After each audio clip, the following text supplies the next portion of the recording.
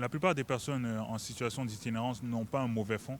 Ce sont vraiment juste des personnes qui sont là à cause d'une série de facteurs qui les ont poussés à être là-bas.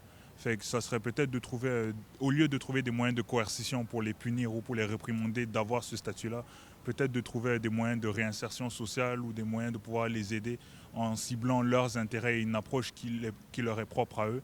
Comme ça, s'ils trouvaient un élément auquel se raccrocher et qui les intéresse, ça leur éviterait peut-être de continuer à se complaire dans cette situation-là ou de garder ce statut-là au sein de la société. Ils ont pas, je pense qu'ils n'ont pas la force mentale de s'aider eux-mêmes. Puis oui, il y a des trucs offerts à eux, mais si tu penses, toi, que t'as pas assez... T'as, genre, t'as pas l'estime de dire, OK, genre, je vais y aller, je vais go through it, je vais faire les efforts pour... Si t'as pas cette force mentale-là, c'est difficile, je pense, de s'en sortir.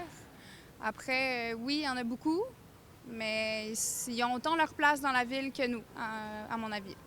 Mais je trouve ça bien de voir certaines personnes qui vont vraiment aller vers eux, qui vont les aider. Même si, admettons, des fois, j'ai pas nécessairement de l'argent à leur donner ou quelque chose à leur donner, bien, j'allais les voir au moins pour leur parler, pour essayer de leur mettre un sourire dans leur journée. Puis je trouve que comme je suis pas la seule à le faire. J'ai quand même vu plusieurs personnes aussi aller faire ça. Puis ça, c'est quelque chose que je trouvais beau.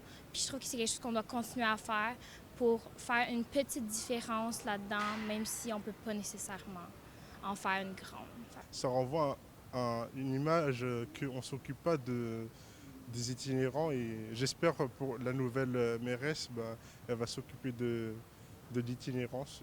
Je pense qu'il faut mettre plus d'argent dans les centres communautaires ou des organismes collectifs qui encouragent l'entraide.